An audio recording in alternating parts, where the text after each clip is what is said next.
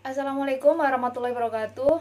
Kami dari kelompok 4 yang beranggotakan 7 orang.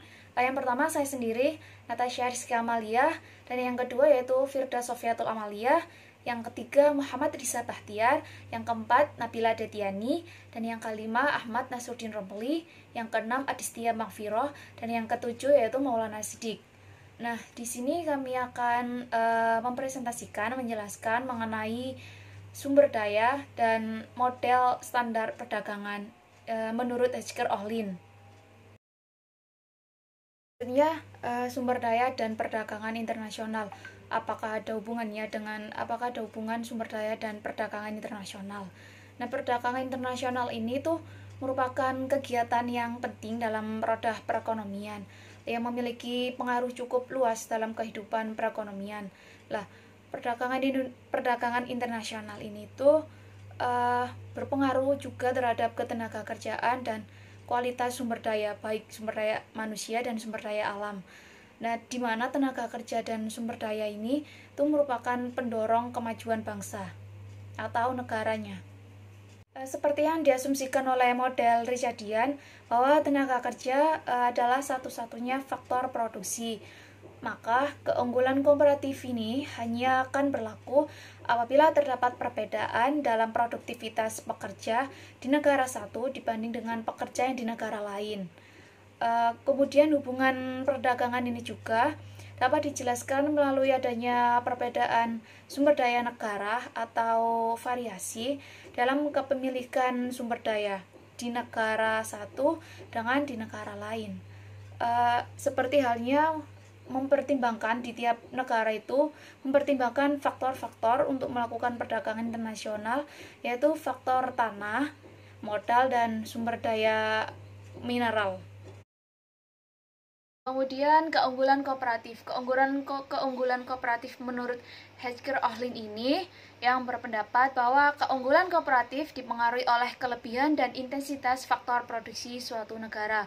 Jadi, suatu negara melakukan perdagangan dengan negara lain disebabkan negara tersebut memiliki keunggulan kooperatif, yaitu keunggulan dalam teknologi dan faktor produksinya.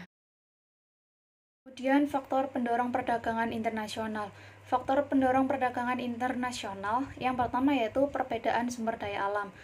Setiap negara memiliki perbedaan sumber daya alam, maka dari itu yang menyebabkan munculnya perdagangan internasional. Dan yang kedua yaitu penghematan biaya produksi. Penghematan biaya produksi ini bisa menjadi salah satu faktor pendorong yang dilakukan perdagangan internasional, karena perdagangan internasional bisa memungkinkan memproduksi barang dalam jumlah yang besar, dan di mana semakin banyak industri di suatu negara memproduksi suatu produk, maka biaya produksi per unit biaya menjadi lebih rendah. Yang ketiga yaitu teknologi. Setiap negara juga memiliki teknologi yang berbeda-beda. Kondisi itu berdampak dari hasil produksi. Menurut Wahono, perdagangan internasional ini timbul karena adanya perbedaan kemampuan teknologi atau kekayaan faktor produksinya. Bagi suatu negara yang memiliki kemampuan teknologi atau kekayaan faktor produksi yang lebih banyak atau lebih baik dari negara lain, itu dapat menghasilkan suatu produk yang negara lain sulit untuk memproduksinya. Dan yang keempat yaitu perbedaan selera. Perbedaan selera ini juga timbul karena adanya perbedaan selera dari negara satu dengan negara yang lain, seperti halnya terhadap barang dan jasa tertentu. Kelima yaitu meningkatkan keuntungan. Perdagangan internasional ini timbul karena adanya keuntungan dalam skala ekonomis. Perdagangan internasional dapat meningkatkan pendapatan real masyarakat. Selanjutnya adalah teori Hedger-Ohlin, di mana teori modern perdagangan internasional ini dikemukakan pertama kali oleh Bertil Ohlin dalam bukunya yaitu Interregional and International Trade. Teori ini lebih dikenal dengan teori Hedger-Ohlin atau teori HO. Teori ini menjelaskan jika suatu negara memiliki faktor produksi yang relatif banyak atau murah, maka negara tersebut akan melakukan spesialisasi produksi dan akan mengekspor barang tersebut. Sebaliknya, jika negara tersebut memiliki faktor produksi yang relatif langka atau mahal, maka negara tersebut akan melakukan impor. Di mana spesialisasi produksi di sini adalah perluasan produksi, yaitu dengan cara melakukan pembagian kerja, sehingga akan meningkatkan kualitas ataupun kuantitas dari barang yang akan diproduksi. Hal ini disebabkan karena setiap pembagian kerja dilakukan oleh orang-orang yang memiliki kemampuan di bidangnya. Menurut teori Hexer-Ohlin, suatu negara akan melakukan perdagangan internasional jika negara tersebut memiliki keunggulan komparatif, di mana keunggulan komparatif di sini adalah keunggulan dalam teknologi dan juga faktor produksi. Faktor produksi menurut teori Ohlin dibedakan menjadi 3. Yang pertama adalah faktor tanah, di mana faktor tanah merupakan elemen dari sumber daya alam yang memberikan kontribusi untuk melakukan produksi suatu barang dan jasa. Faktor tanah tersebut bisa berupa pertanian, perikanan, ataupun perhutanan. Yang kedua adalah faktor tenaga kerja atau faktor manusia. Seperti contoh, negara terbelakang atau negara miskin memiliki tenaga kerja yang tersedia adalah tenaga kerja khusus, di mana mereka masih bekerja secara tradisional, misalkan seperti di sektor pertanian. Sedangkan di negara yang sudah maju atau negara maju seperti Amerika Serikat cenderung memiliki tenaga kerja yang sudah terlatih, di mana tenaga kerja tersebut lebih banyak bekerja di sektor produksi. Yang ketiga adalah faktor modal, di mana faktor modal merupakan faktor yang dinamis yang sangat penting dalam suatu produksi. Berikutnya adalah poin-poin dari teori HO. Yang pertama, teori HO menyatakan penyebab perbedaan produktivitas karena adanya jumlah atau proporsi faktor produksi yang dimiliki oleh masing-masing negara, sehingga selanjutnya akan menyebabkan terjadinya perbedaan harga yang dihasilkan. Yang kedua, negara yang memiliki faktor produksi yang relatif banyak atau melimpah, maka negara tersebut akan melakukan spesialisasi produksi dan mengekspor barang tersebut. Yang ketiga, jika suatu negara memiliki faktor produksi yang relatif sedikit atau langka, maka negara tersebut akan melakukan impor barang. Yang keempat, penjelasan analisis dari teori HO menggunakan kurva isoquant dan isokos. Selanjutnya adalah kurva isokos, di mana kurva isokos adalah kombinasi penggunaan kedua faktor produksi yang dapat dibeli dengan sejumlah uang atau biaya yang sama di setiap negara. Maka hal ini akan digambarkan dengan kurva isokos. Selanjutnya adalah contoh dari kurva isokos, di mana di sini kita contohkan dengan angka hipotesis antara Indonesia yang padat karya dengan Korea Selatan yang padat modal. Dengan asumsi negara Indonesia dan Korea Selatan memproduksi 300 sepatu dan 90 unit televisi. Dapat kita lihat di kurva yang pertama, yaitu kurva Indonesia, di mana terlihat di kurva tersebut Indonesia lebih banyak menggunakan tenaga kerja, yaitu sebesar 75, dengan modal atau capital sebesar 25. Jadi dapat disimpulkan jika Indonesia lebih banyak menggunakan tenaga kerja dibandingkan dengan modal atau capitalnya.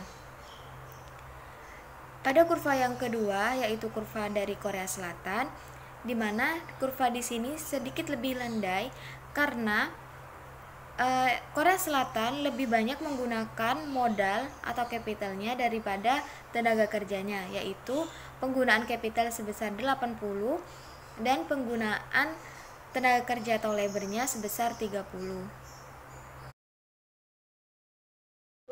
Contohnya yaitu ada tabel matriks gain trade berdasarkan teori AO, di mana terjadi antara dua negara dengan asumsi negara, yakni kami mengambil contoh antara negara Indonesia dan negara Korea Selatan. Komoditas yang diperdagangkan ada dua, yakni sepatu dan televisi. Faktor produksi yang digunakan adalah labor dan capital.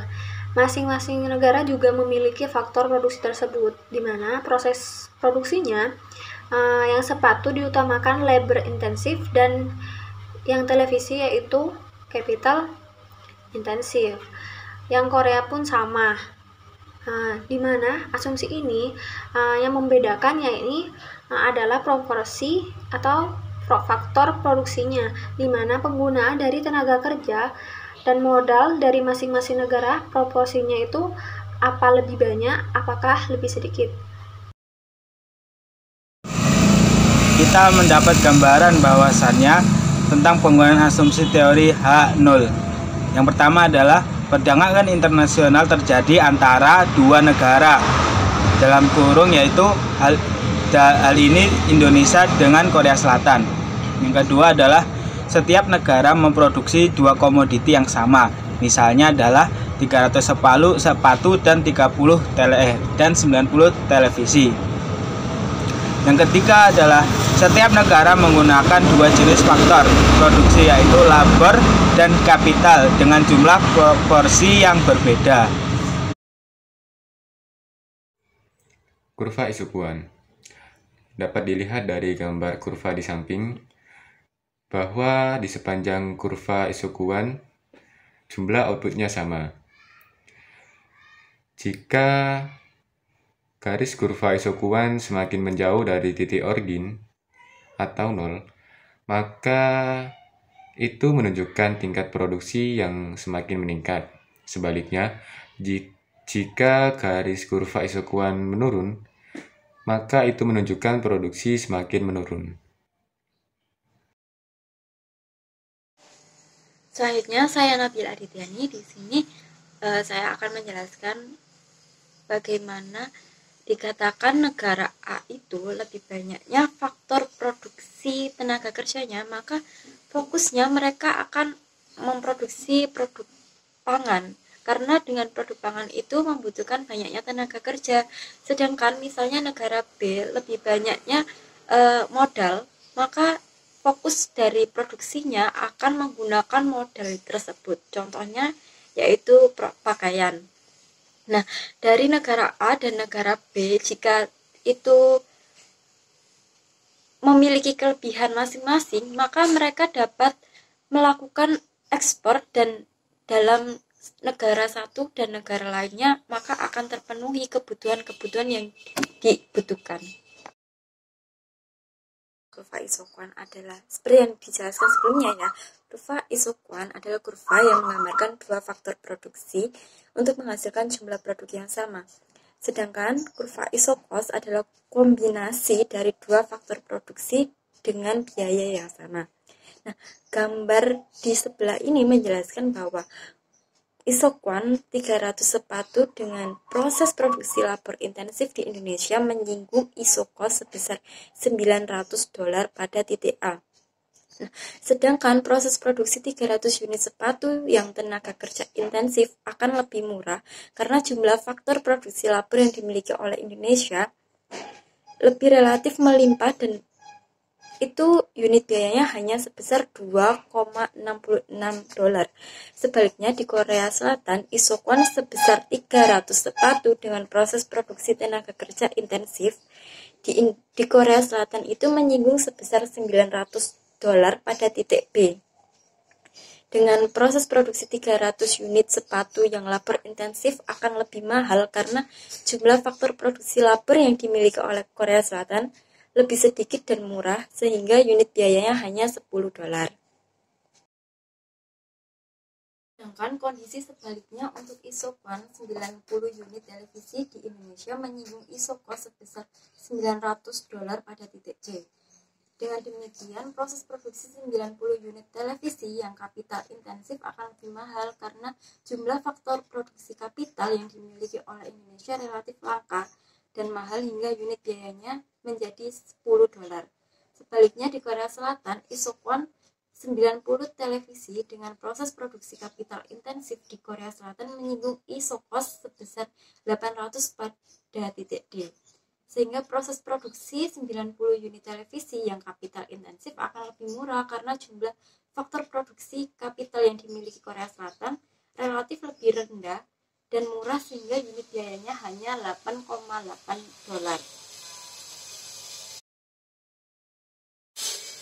Model ekonomi dua faktor. Produktivitas tenaga kerja dan keunggulan komparatif model Richardian mengenai ekonomi satu faktor dalam model Richardian itu satu-satunya faktor produksi dan negara hanya berbeda dalam produktivitas tenaga kerja di berbagai unit industri. Sedangkan ekonomi dua faktor ini itu tentang kedua negara di mana memproduksi dua barang dan dua faktor produksi. Contohnya, negara A dan B. Kedua barang itu yaitu sepatu dan televisi dengan dua faktor produksi tenaga kerja dan kapital. Jadi, kedua faktor produksi yang sama digunakan di kedua sektor tersebut. Dampak perdagangan internasional pada perekonomian dua faktor. Ada 3 dampaknya, yaitu harga relatif dan pola perdagangan dan distribusi pendapatan, persamaan harga faktor. Nah, yang pertama kita akan membahas tentang harga relatif dan pola perdagangan. Karena domestik memiliki rasio tenaga kerja dan lahan yang lebih tinggi daripada asing, maka tenaga kerja yang banyak itu ada di domestik, sedangkan asing hanya memiliki kelimpahan lahan. Nah, kelimpahan tersebut dapat didefinisikan istilahnya relatif dengan membandingkan rasio tenaga kerja terhadap tanah di kedua negara, sehingga tidak ada negara yang memiliki kelimpahan dalam segala hal. Selanjutnya yaitu perdagangan dan distribusi pendapatan. Perdagangan menghasilkan konvergensi harga relatif. Perdagangan harga relatif ini berdampak kuat pada pendapatan relatif tenaga kerja dan tanah. Perdagangan internasional ini memiliki pengaruh kuat pada distribusi pendapatan. Selanjutnya yaitu persamaan harga faktor. Meskipun domestik memiliki rasio tenaga kerja terhadap tanah yang lebih tinggi daripada asing, begitu mereka berdagang satu sama lain, tingkat upah dan sewa tanah sama di kedua negara tersebut. Ada 3 asumsi untuk memperkirakan persamaan harga faktor yang ternyata tidak sesuai dengan faktor yang ada, yaitu kedua negara memproduksi kedua jenis sekaligus, ada kesamaan teknologi dan hubungan perdagangan menyamakan harga barang.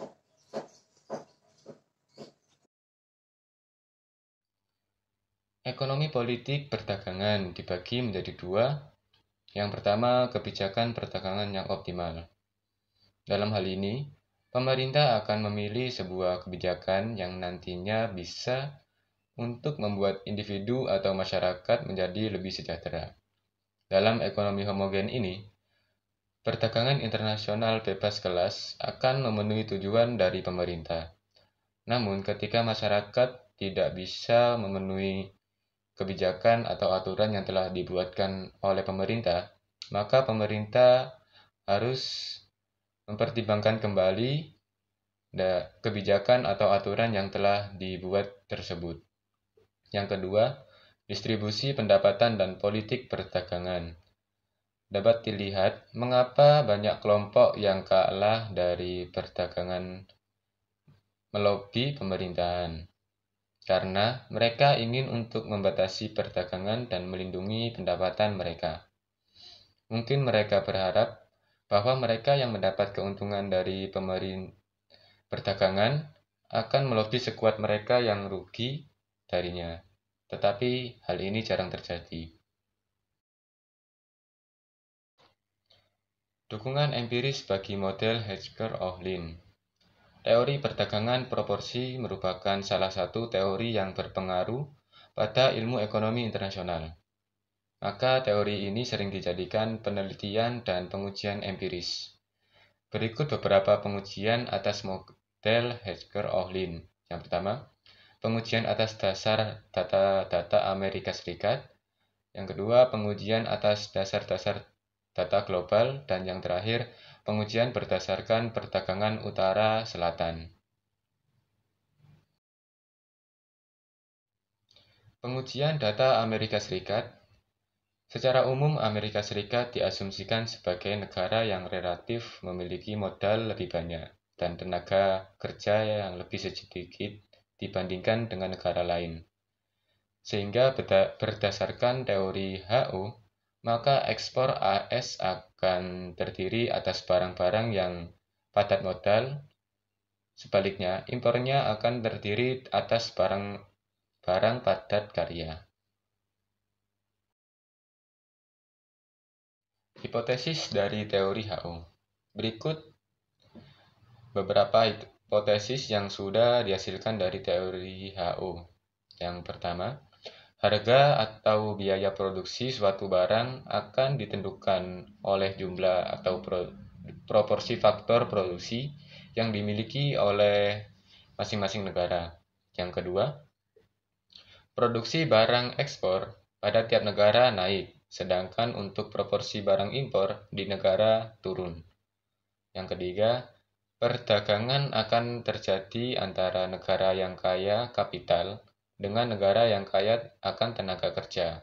Yang terakhir, tiap negara cenderung akan melakukan spesialisasi produksi dan mengekspor barang tertentu, karena negara tersebut memiliki faktor produksi yang relatif murah untuk melakukan produksi. Selanjutnya yaitu pengaruh kesejahteraan dari perubahan yang ditentukan oleh perdagangan, di mana perubahan perdagangan ini lebih mengacu pada harga eksploratif terhadap harga impor. Ketika suatu negara mengekspor kain dan harga kain meningkat, maka nilai tukar perdagangan meningkat karena harga relatif tinggi untuk ekspor, dan berarti negara mampu membeli lebih banyak impor dan meningkatkan kesejahteraan negaranya. Sedangkan penurunan nilai tukar akan menurunkan kesejahteraan negara tersebut. Itu standar model perdagangan, di mana model ini itu membentuk kurva penawaran relatif dari kemungkinan-kemungkinan produksi dan kurva permintaan relatif atas dasar preferensi masyarakat. Nilai tukar perdagangan suatu negara sepenuhnya akan ditentukan oleh perpotongan antara kurva penawaran relatif dan kurva permintaan relatif. Jika faktor lain tidak berubah, nilai tukar perdagangan suatu negara akan meningkat. Sebaliknya, jika nilai tukar mengalami penurunan, maka suatu negara akan mengalami kerugian, sehingga kesejahteraan penduduknya itu tidak terpenuhi dan merosot. Selanjutnya bisa dilihat pada gambar kurva di samping, itu menggambarkan sebuah kurva mengenai harga relatif dan pasokan relatif, di mana kenaikan harga kain relatif terhadap makanan membuat garis isovalu itu lebih curam. Terjadi pergeseran juga pada gambar di samping antara titik Q1 ke titik Q2, di mana berasumsi bahwa ekonomi itu mengambil keputusan konsumsi itu dapat dijabarkan seolah-olah mereka didasarkan pada selera konsumen perwakilan tunggal. Kurva indifferent terletak di gambar A pada garis berwarna merah yang mewakili kombinasi kain dan makanan yang meninggalkan konsumen secara merata. Pilihan konsumsi didasarkan pada preferensi harga barang. Yang pertama, kombinasi di titik D. Garis isovalu bersinggungan dengan kurva indifferent yang mengekspor kain menjadi lebih baik ketika harga kain naik. Yang kedua, garis isovalu menjadi lebih curam dan lebih tinggi sehingga kurva indifferent dapat dicapai.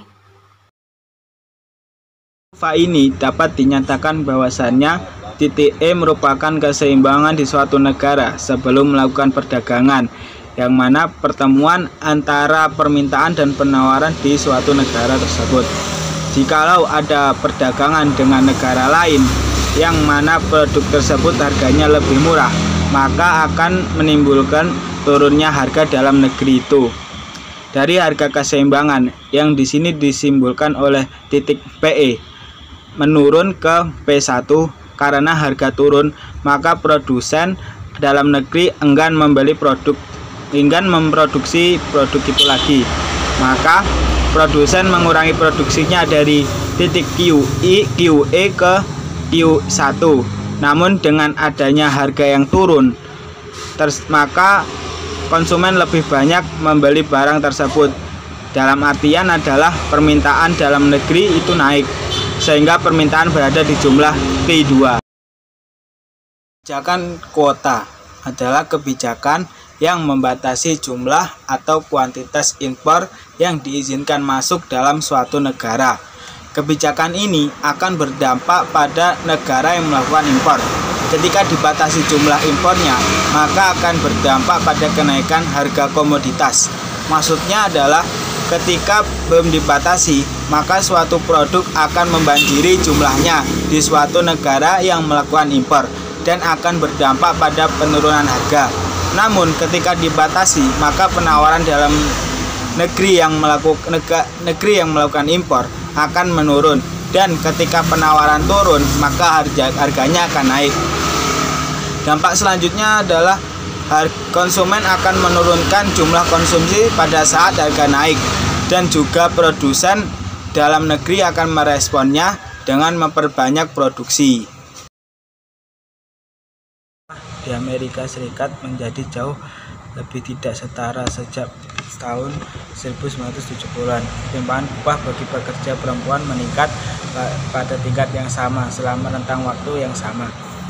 Mengapa ketimpangan upah ini meningkat? Banyak pengamat mengaitkan bahwa perubahan tersebut dengan pertumbuhan perdagangan dunia dan khususnya peningkatan ekspor barang-barang manufaktur dari negara industri baru seperti Korea Selatan dan Cina.